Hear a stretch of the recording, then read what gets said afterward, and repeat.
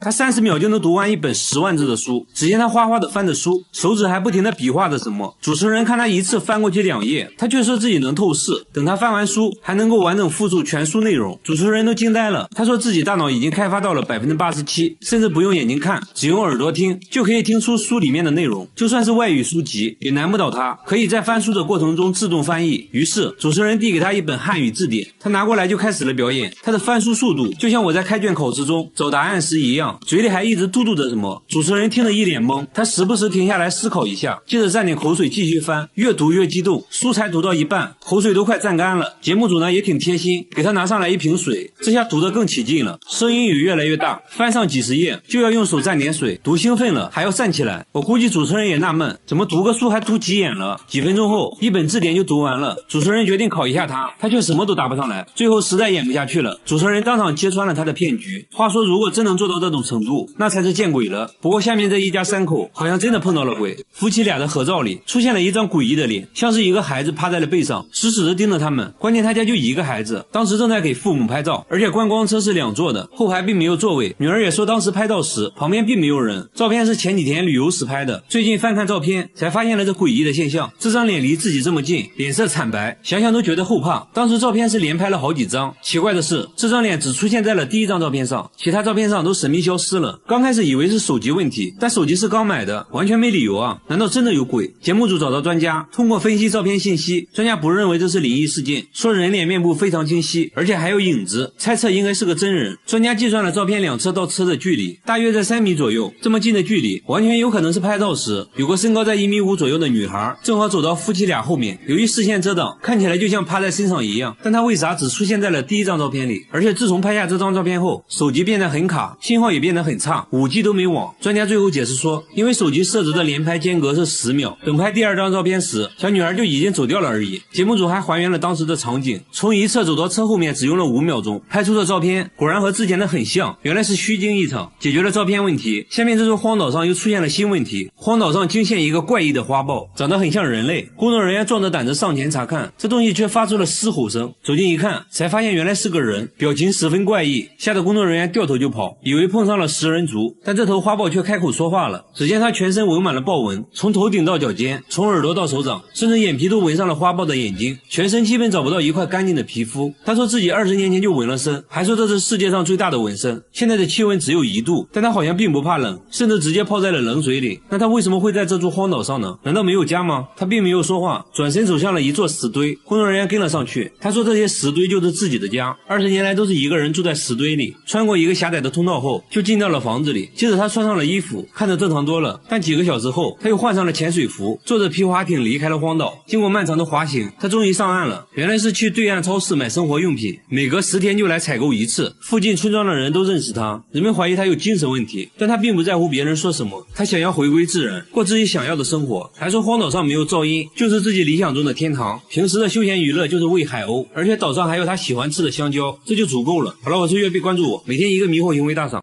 印度大叔花18万和母牛结婚，他认为自己和牛是同类，能听懂牛在表达什么，还说2人是真心相爱。更夸张的是，为了迎娶母牛，他举办了一场盛大的婚礼，还为妻子准备了华丽的嫁衣。这场婚礼足足花了他18万，还给亲戚朋友发了请柬。很多人慕名而来，目睹了这奇葩的婚礼，现场热闹非凡。很多人都说他疯了，但他却很开心，终于把心心念念的妻子娶进了家门，还说希望能要个孩子。然而当初做出这个决定，父母是坚决反对的，人和牛怎么可能在一起呢？大叔却说出了自己的理由。原来大叔空闲的时候就特别喜欢找自己家的母牛说话，每次聊完天都感觉很放松，跟自家的母牛待在一起就是他最为快乐的时光，感觉找到了自己的灵魂伴侣。最终不顾劝阻和母牛结了婚。婚后的日子里，他白天去上班，晚上回来陪母牛，他和母牛同吃同睡，一起洗澡看电视。除此之外，他还喝牛尿，说是能治病，而且每到结婚纪念日，他还会给妻子准备礼物，就比如一把新鲜的草或者几根新鲜的玉米。自从和牛生活在一起以后，他戒掉了自己赌博活的坏习惯，生活也过得越来越幸福。奇葩的还不止他一个，下面这位印度女孩更夸张，18岁印度女孩嫁给了一只流浪狗，这荒唐的一幕竟然是女孩父母一手安排的。父母很看好这门婚事，而且狗狗还是父亲亲自挑选的，还为他们举行了盛大的婚礼。狗狗盛装出席，头上被画上了喜庆的红色，脖子上还带着绿色花圈，女孩也穿上了手工编织的华丽婚服。然而她却并不开心，没办法，父母之命媒妁之言，她也不敢违抗。为啥会有这么奇葩的父母，亲自把女儿往火坑里推，真的是奇怪。婚礼开始前呢，狗狗先坐车去新娘家迎亲，看得出来狗狗也不是第一次当新郎了，内心毫无波澜。婚礼现场甚至昏昏欲睡，村里的妇女会做一些奇怪的仪式，还会让全村男人都喝下玛莎拉。婚礼举办得很成功，完事后直接送进了洞房，接着还让女孩把黄豆撒在床上，预示着早生贵子，这就很离谱了。原来啊，村长认为女孩给村里带来了诅咒，和狗结婚就可以把厄运传给这只狗狗，以后再嫁的男人就会长寿。而且不仅仅是他，凡是被认定身上有诅咒的女孩都和狗结过婚。村子里每年都会有4到5个女孩和狗结婚，据说都已经摆脱了邪恶的魔咒，过上了幸福的生活。家人都认为她身上的魔咒也被破除了，以后就可以正常嫁给喜欢的人了。但不得不说，这只狗狗是真倒霉。然而下面这只狗狗就幸运多了，这家饭店的服务员是条狗，每当顾客上门，它就会点头欢迎，还一直保持微笑。客人如果来了很多，它会挨个点头欢迎，不会漏掉任何一个人。3个孩子在它的耳濡目染下，也学会了欢迎客人，学得有模有样。等客人落座后，它先挑着篮子送上菜单，接着再送上湿纸巾。主人为了奖励它，每次都会给小费，它也很懂事啊，每次都把小费存在垃圾桶里，准备以后给孩子买狗粮。平时只要客人喊一句，它就会上前帮忙。客人觉得电视声音太小，它就会积极的送上遥控器。饮料机里没有纸杯了，原本在旁边休息的狗狗又立刻找到纸杯送了过去。客人都觉得很神奇，还说自己家的狗只会拆家。晚上饭店打烊后，它有化身清洁工，叼着扫帚开始扫地，扫不到的一些犄角旮旯里，它会钻进去把垃圾叼出来，熟练的丢进垃圾桶。而且它能分辨出什么是垃圾，像这把掉在地上的勺子，它就会捡起来交给主人。打扫完毕，关灯睡觉，结束了一天的工作。主人说，狗狗已经在店里待了7年，从来没和客人发生过不快，不少客人还专门跑来看它。有了它的帮忙，自己轻松了很多，这还真是现实版的汪汪队立大功。好了，我是右贝，关注我，每天一个迷惑行为大赏。仔细看，他家卧室的墙上居然会不停的出血，即使擦干后还是会有红色液体不停的渗出来，而且只有靠着床的这面墙会出现这种现象。把渗出部位打开后，可以看到红色液体是从墙体内部渗出来的，内部还填充了保温材料。主人说，这种情况是2周前开始出现的，那天早上起来就发现墙壁出现一个硬币大小的红色斑点，他怀疑是身上的伤口印上去的，但是他根本就没有受伤，这就很奇怪了。他也没太在意，继续上班。下班后，他发现红色斑点越来越多，用刀子把墙纸割开后，里面就开始渗出红色液体，这多少有点恐怖了，该不会里面有什么不干净的东西吧？随后节目组在渗漏处贴上纸巾，用摄像机全程记录，没一会儿干净的纸巾上就出现了红色液体，会不会有猫咪之类的卡在了里面？但主人说应该不会，墙里面没有任何空间，墙体厚度也就10多公分，为了保暖，他们还填充了保温泡沫。更蹊跷的是，随着红色液体的出现，他父亲的身体变得很差，自己也发生了一些怪事。为了搞清楚怎么一回事，节目组找到了专业的装修师傅，师傅也觉得很奇怪，从来没见过这种情况，于是他决定上门一探究竟。一番检查下来，师傅决定揭开墙纸，瞬间一大片红色印记出现，这到底是什么东西？师傅看着红色液体陷入沉思，经过漫长的等待后，他终于讲话了。 벽에 코팅을 해주는 본드제 역할을 해주는 습기 차거나 시간이 오래될수록 색깔이 더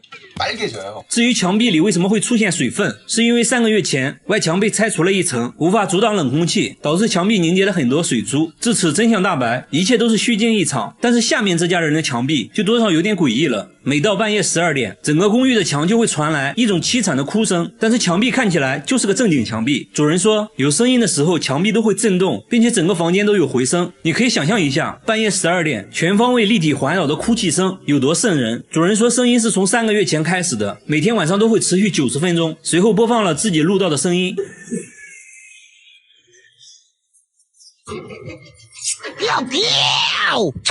听起来又哭又笑的，看起来这只鬼的情绪不是很稳定啊。节目组还询问了公寓其他住户，发现很多人都有同样的困扰，他们也录到了一样的哭泣声，都表示声音是从墙里传来的，而且有声音的时候，燃气管道都会震动。物业也调查过原因，关闭了所有能产生噪音的设备，但最终声音还是没有停止，很多人因此都无法安心睡觉。节目组带着录音找到了专家，随后专家发现了异常，录制的声波和真人声波差异很大，而且录制的音频有一种很规律的循环，所以专家认为声音音应该是人为剪辑过的，并且是在录音机上循环播放的，所以是有人故意这样做的。现在问题来了，那到底是谁搞的恶作剧？节目组在公寓不同位置都安装了摄像头，想要找到这个人，接下来就是等待声音的出现。但是一夜过去了，完全没有出现哭泣声，一晚不行那就2晚。节目组在其他楼层安装了更多的摄像头，果然功夫不负有心人，最终还是没有出现声音。其实我觉得已经没必要再调查了，很明显恶作剧的人就在公寓里，至于是哪个就不好说了。过了好多天，小哥又给节目组打来电话，说这些天都没有再出现声音，自己睡得也很好，而且还找到了女朋友。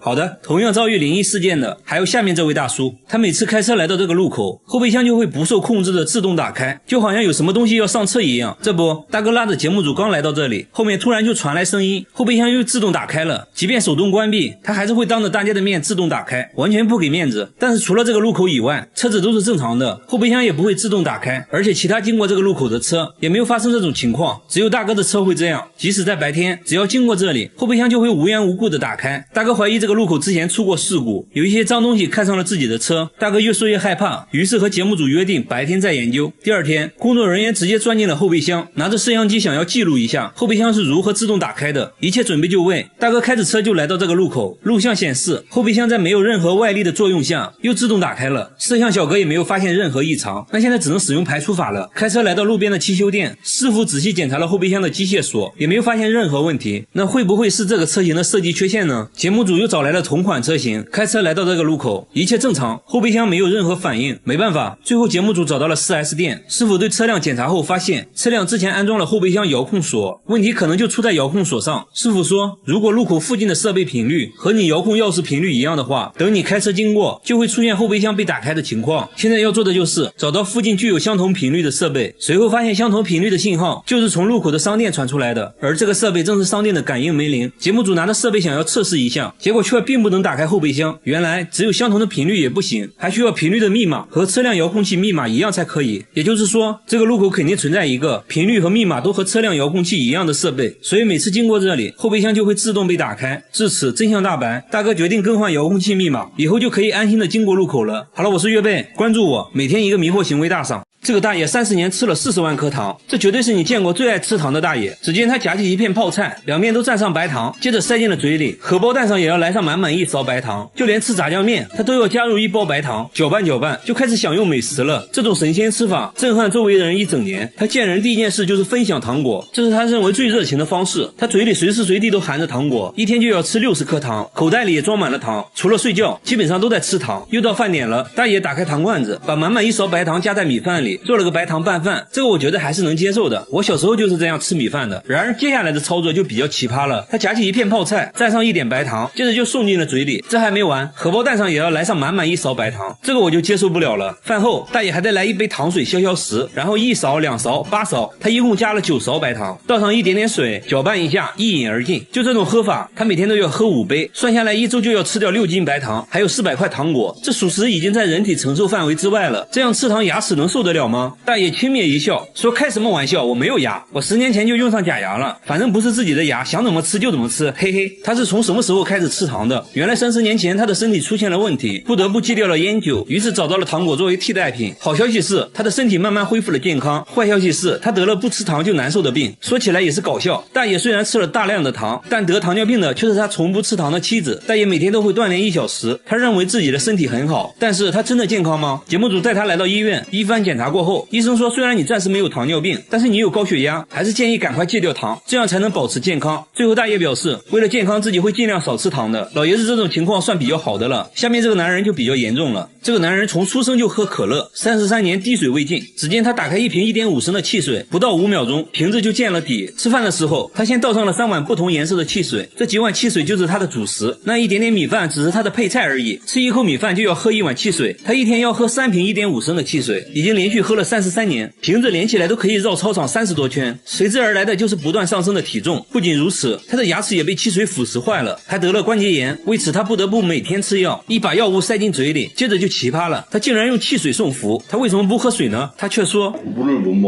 听到这种回答，节目组觉得很搞笑，怎么可能呢？每个人都可以喝水啊。为了解答疑惑，他决定现场演示，一口矿泉水下肚，紧接着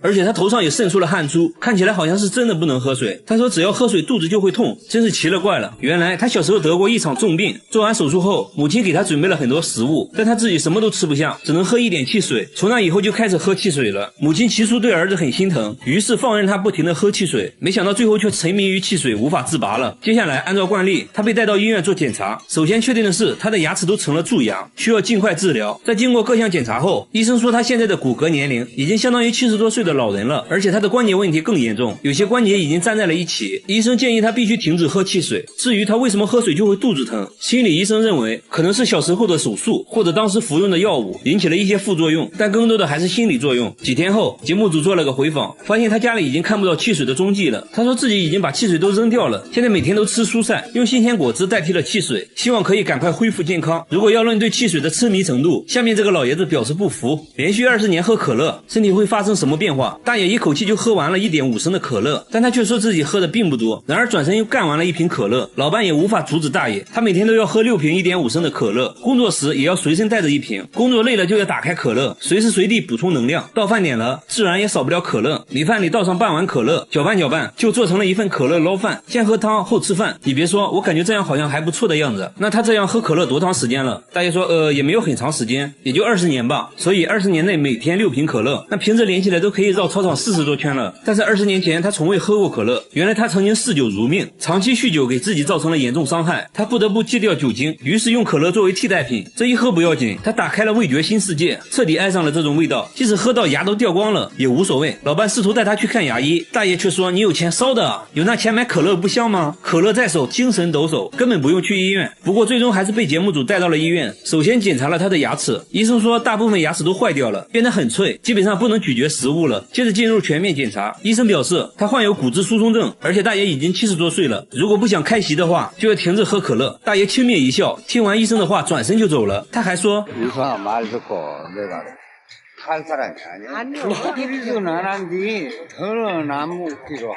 看得出来大爷对可乐是真爱啊。好了，我是岳贝，关注我，每天一个迷惑行为大赏。这只狗每天坐公交车去找女朋友，只见它熟练的上车，和司机打过招呼后，疯狂的摇着尾巴来到后排。大家都认识它，很多人坐车就为了看它一眼，找了个靠窗的空位坐下。如果有老年人上车，它还会主动让座，看着窗外的风景，突然变得多愁善感起来。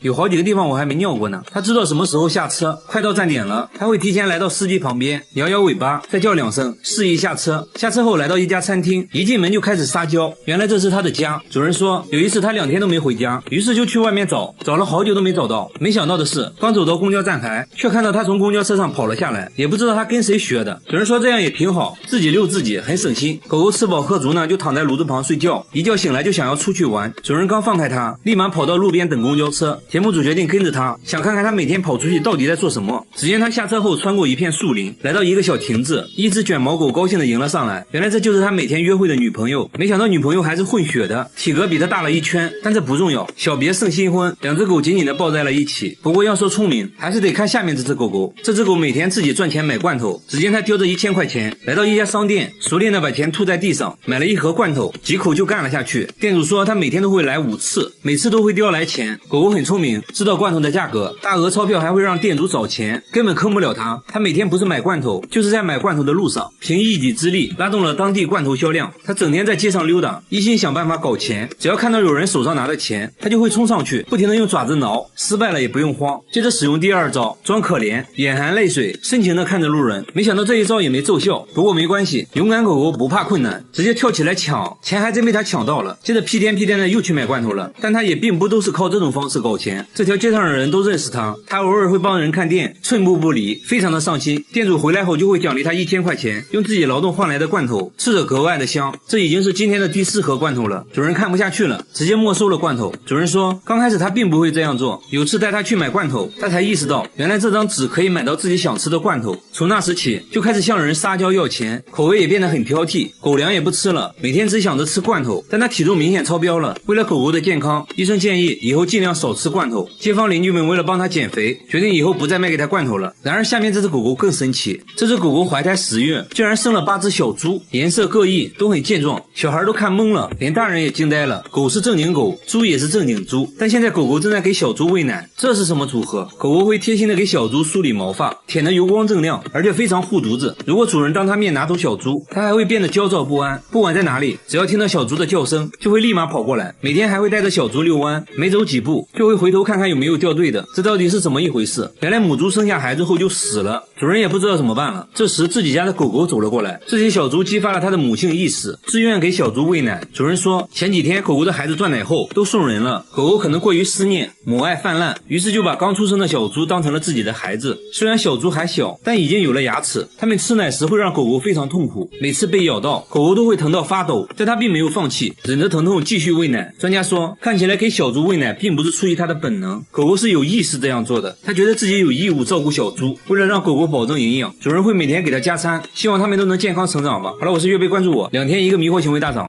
半夜去厕所，马桶里总会出现没有冲的尿，但主人每次上完厕所都会随手冲马桶，而且家里就他一个人，这就很诡异了。房子呢还是租的，才住进来半年而已，当时的租金还很便宜，他怀疑自己住到了凶宅，难不成家里真的有别的东西？主人现在怕得很，半夜都不敢上厕所，只能憋到天亮。天亮后来到厕所，又出现了没有冲的尿，看尿的颜色，这东西啊还有点上火。主人决定豁出去了，在厕所安装了监控，终于找到了罪魁祸首，竟然是他家的猫。猫难道会上厕所？主人说等他上厕所你就知道了。等了好久，猫咪都没有要上厕所的意思，倒是主人来了尿意，刚来到厕所，猫咪就跟了过来，直接跳上了马桶，像人一样蹲在那里开始释放，表情十分严肃。主人还说自己从来没有训练过它，那它为啥会在马桶上厕所？专家说，猫喜欢模仿主人的行为，如果你们关系很好，猫会表现得像人一样，以此来得到更多喜爱，这样一来就说得通了。小猫就是主人收养的流浪猫，之前主人上厕所，猫就会蹲在厕所里仔细观察，现在呢，如果厕所门关了，猫还会叫个不停。为了方便它上厕所，主人决定以后就不关厕所门了，如果它能出马桶的话就更好了。无独有偶，下面这件灵异事件也和猫有关。他要挑战徒手把生鸡肉拍熟，没想到过程中意外不断，难度大大超乎了他的想象。在拍打了13万5千次后，看到鸡肉变熟的那一刻，感觉一切都值了。废话少说，挑战开始。真徒手是不可能完成的，所以呢要先打造工具，模拟人手拍打的效果。原理呢就是把动能转化成热能，从而使鸡肉变熟。准备完成，开始了挑战。结果呢还没拍2项，设备就散架了。他决定对设备整体升级，支架这些呢全部换成镀锌钢材质，给外壳又加装了保温泡沫。挑战呢又开始了。还没过多久，电梯就冒烟了。鸡肉呢看起来也没有太多变化，但他并没有轻易放弃。很快呢又研制出了打斗机 2.0 版本，把电机换成了柴油机，拍打装置也换成了旋转的，可以看到效率明显快了很多。结果呢把鸡肉打成了肉泥，他还是大大低估了工程难度。总结原因是因为力道太大，才把鸡拍成了肉泥。所以呢现在需要一个速度快力道轻的打肉机。经过不懈的改造，工具终于是改完了。这次他使用了气凝胶保温材料包裹鸡肉，这样呢能把热量损失降到最低。内部再安装无线温度计，时刻监控鸡肉温度。接着呢挑战又开始了，很快温度就升高到了9度，就这样一直拍打了几个小时，来到了5万次，温度也上升到了33度。拍打7万次的时候，温度就来到了40度。随着温度不断升高，看起来把鸡肉拍熟是很有可能实现的。拍打了10万次的时候，意外呢又发生了，打肉机的螺栓竟然磨断了。小哥决定先查看一下鸡肉的成熟度，刚打开包装，一股刺鼻的味道袭来，他切下来一小块想要尝一尝，犹豫了很久还是没能下起嘴，只能接受失败。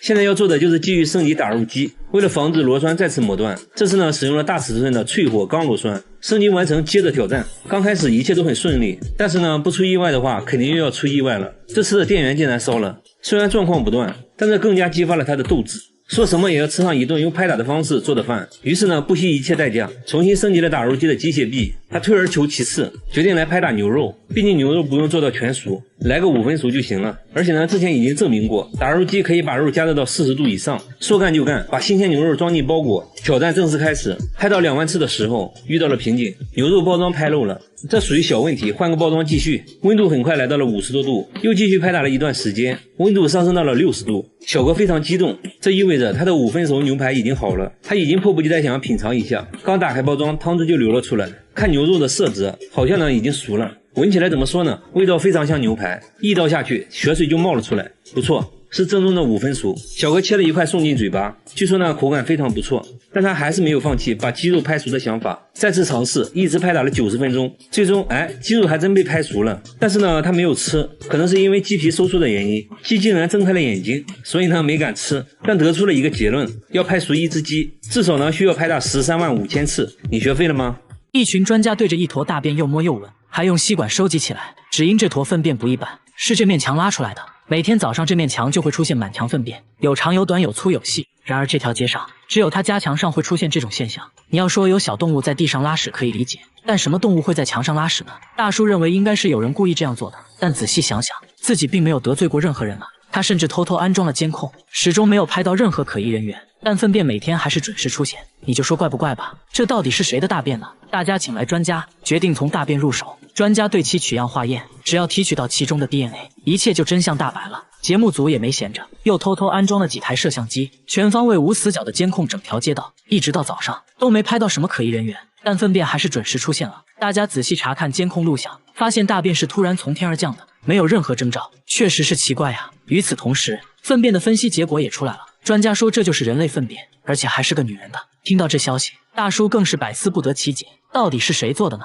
既然是人为的，那一定能拍到他。节目组把整个街道都装满了摄像机，发誓一定要找出这个始作俑者。终于在第5天拍到了大便的飞行轨迹，还拍到了一个熟悉的身影。监控显示，大便就是对过邻居丢过来的。看到这个结果，大叔懵了。邻居名声挺好的，实在想不明白他们为啥会这么做。白天节目组拜访了邻居，老人说自己妻子有老年痴呆症，不知道妻子的这种迷惑行为，表示很不好意思，说可以帮忙打扫，以后会看住妻子，不会再让她乱丢便便。知道真相后，大叔也表示理解，知道怎么回事就行了，起码不用整天提心吊胆了，大不了就勤快点刷墙呗。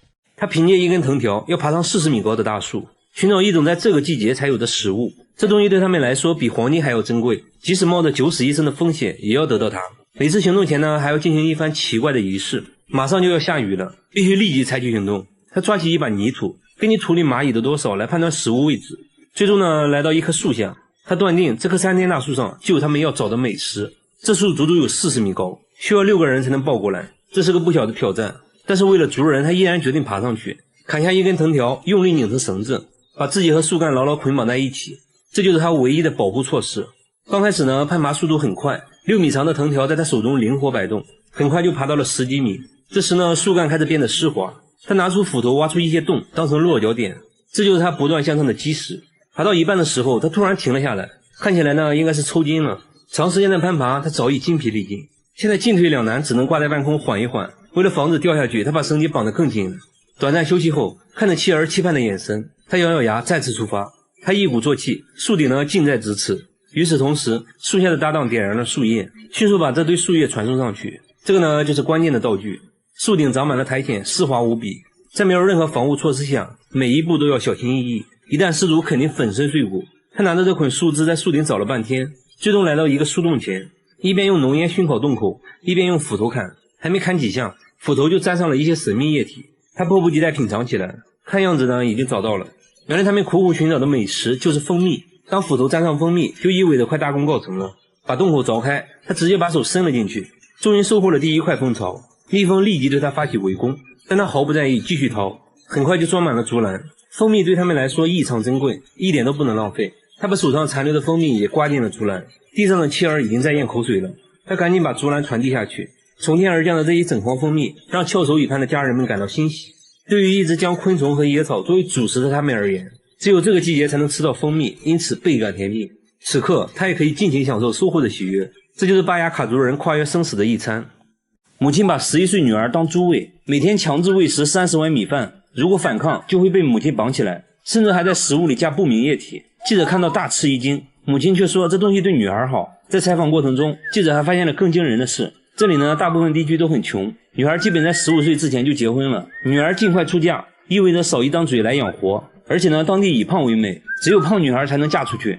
虽然这个女孩才11岁，连她都觉得自己就应该快速长胖，赶紧嫁出去，这才是对家庭做贡献。母亲会专门搭建一个帐篷用来圈养女孩，他们的口号是管住腿张开嘴，目的就是长膘。她现在体重78斤，喂养结束后要达到160斤才算合格，整个过程一般需要持续好几个月。第二天早上喂养开始，先喝一盆加糖的骆驼奶，再吃掺上黄油的玉米糊。女孩需要2个小时内把所有食物吃掉，大约摄入3000卡路里，相当于10碗米饭的热量。这仅仅只是早餐。记者带来了一些杂志，让他们了解其他国家美的标准。女孩看到苗条的模特都觉得不好看，说女人应该有肚子才好看。这里的女人坚持认为男人喜欢胖的。记者找到当地男人求证，男人说妻子越胖，在自己心中的地位越高。接着呢，男人还对记者的身材评论了一番，说记者只是徒有虚表，身材呢不太行。很快到了午餐时间，这顿饭他们需要再摄入4000卡路里，再加上晚餐，他们就要吃够9000卡路里，这相当于30碗米饭的热量。记者决定亲自体验一下，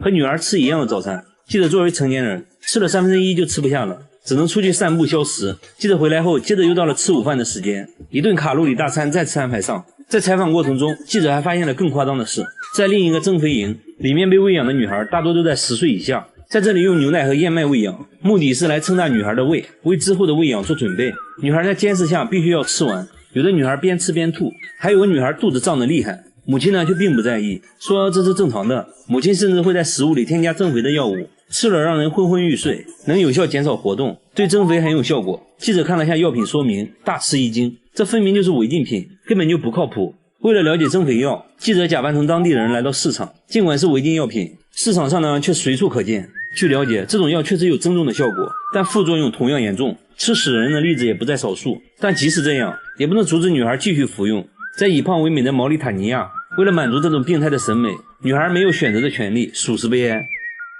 这是一种长在树上的酒，为了采集这种酒，很多人冒着生命危险，仅靠一根绳子穿梭在高大的树木之间。记者喝了几口，味道一言难尽。这种酒呢，就是棕榈汁。采集用到的工具就是一把刀和一个装酒的容器。采集前还要做个奇怪的仪式，顺着用椰子壳绑定的节点一点点往上爬，很快呢就来到了树冠，将棕榈树花序头部切开后，来回敲打几下，然后把罐子套在花序顶端，一直敲打，用来刺激汁液分泌。敲击手法和力度会影响流出汁液的多少。几个小时后就能收集到少量的棕榈汁，收集完呢再重新挂上空桶。为了能快速收集到棕榈汁，他们不会爬上爬下，而是把棕榈树用绳子连接起来，采完一棵树，顺着绳子就来到了下一棵。要装满一桶棕榈汁，他们一次至少采集10棵树，一天呢就要采集2次。就这样，他已经做了30年，把刚采集的棕榈汁经过过滤，等它自然发酵，放几个小时就成了棕榈酒。闻起来有一种很淡的酒味，喝起来酸酸的。好处呢就是很利尿，因为棕榈汁含有糖分，所以呢也可以用来熬糖。把收集到的棕榈酒过滤一遍，在路边等着收酒的小贩上门。这种酒非常抢手，一手交钱一手交货，今天的付出得到了回报，这就是斯里兰卡采酒人的生活。在一片荒山中，隐藏着一座22层的高级酒店，号称是亚洲最恐怖的酒店。酒店常年被烟雾笼罩，外墙还有大片的红色印记，显得异常诡异。虽然看起来荒废了很久，但其实还在营业。据说在周末房间都会订满，不知道住的到底是人是鬼。网站上还有很多负面评论，让人看得毛骨悚然。很多人就留言劝告，千万不要住这个酒店，否则会后悔的。小哥不信邪，决定来探险。酒店位于马来西亚，通往酒店的路迷雾重重，报废汽车随处可见，显得非常荒凉。然而路边硕大的酒店指示牌却显得非常新，处处透露着诡异。而且越靠近酒店，手机的信号也开始变差。来到酒店，顺着楼梯往上走，才发现进入酒店的通道都被封上了。找了半天，找到一部电梯，但按键完全没反应。奇怪的是，电梯的楼层数字却在快速变化，也不知道谁在控制。最后小哥通过紧急出口来到了酒店内部，一切变得正常起来，出现了一条购物街，人也多了起来。他找到了一个店主咨询，店主说酒店旁边有个大赌场，很多人都在那里输得倾家荡产，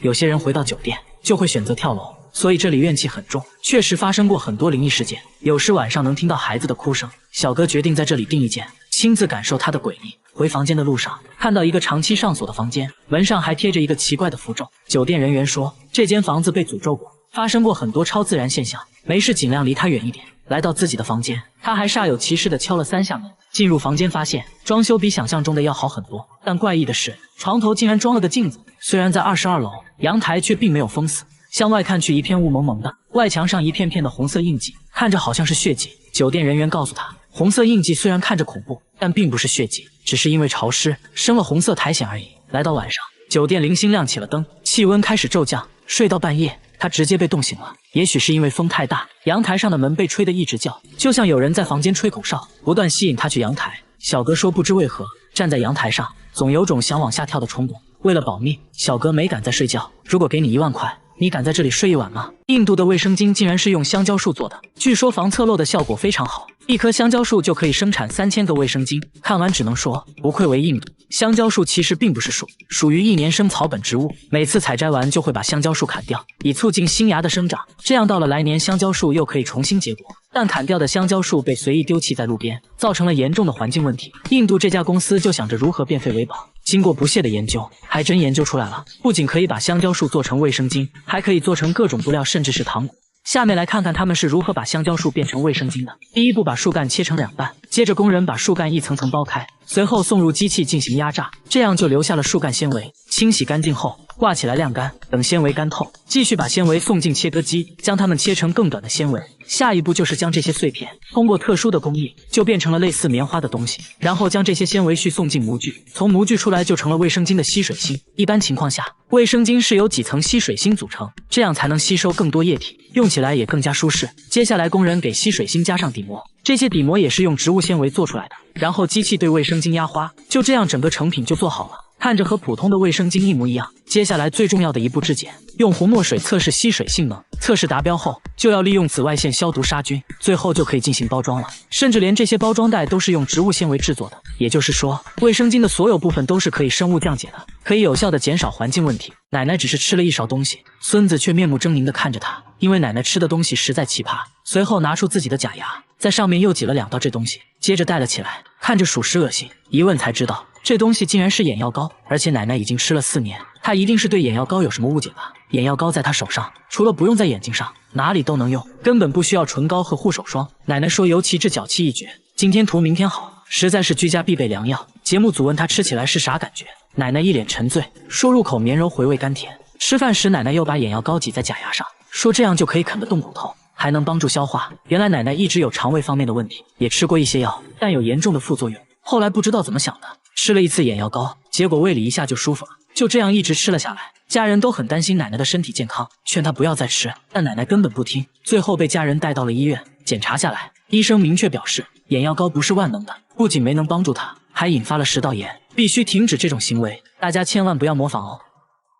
大半夜他用摄像机对着黑漆漆的厂房，接着爬上屋顶，在监控前面丢纸飞机。小伙并不奇怪，奇怪的是这台监控每天都能拍到一个神秘物体，通体白色，还带2个小翅膀，一闪而过，速度极快。刚开始工厂保安认为是塑料袋之类的东西，但每天都能拍到就很不正常了。大家在监控附近找了半天，都没有看到任何塑料袋。诡异的现象不断出现，工厂另一的监控也拍到了奇怪画面，有一束强光射在地面，就好像外星飞碟在盘旋，同时还能听到狗在大叫，出来却什么都没有看到，光束只能被监控拍到。这件事很快惊动了工厂老板娘，老板娘是个文化人，她才不信什么飞碟之类的，让员工用纸飞机模拟白色物体，在监控前丢出。监控显示纸飞机全身也发着光，和刚开始拍到的物体很像。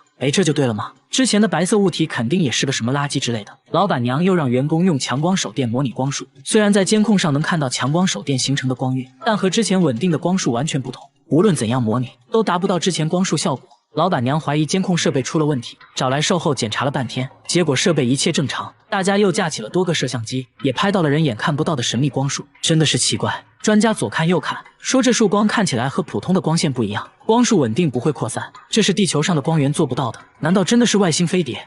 专家左思右想也找不到合理的解释，还真成了未解之谜。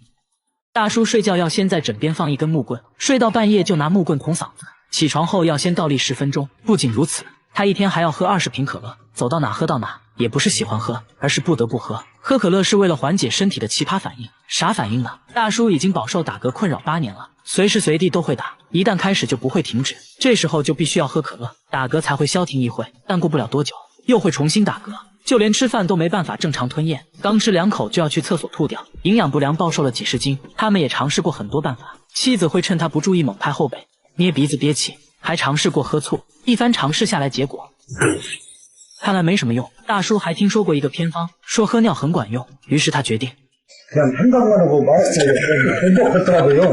这些方法里面就属喝可乐最管用，每次喝完都能消停半小时。出门在外没可乐怎么办呢？这也难不倒他，随便找根玉米干就往喉咙里捅，利用催吐来止嗝。这个方法虽然痛苦，但效果不错，所以晚上睡觉也要提前在枕头旁放一个痒痒挠，一打嗝就把它塞进嘴里。还不行的话，他会强迫自己喝高度白酒，靠着酒精的麻醉才能勉强入睡。医院也去过了，也没有检查出任何病理性的原因。医生认为是心理问题导致的。沟通下来才知道，原来8年前大叔和别人有过纠纷，当时闹得很厉害。大叔一气之下怒火攻心，也不知道怎么搞的，突然就开始打嗝了，从此就没再停下过。医生说了很多心理学原理，我也没听懂。简单来说，就是一个偶发事件触发了一个强大的心理暗示。反正是最后在医生的帮助下，大叔终于恢复了正常。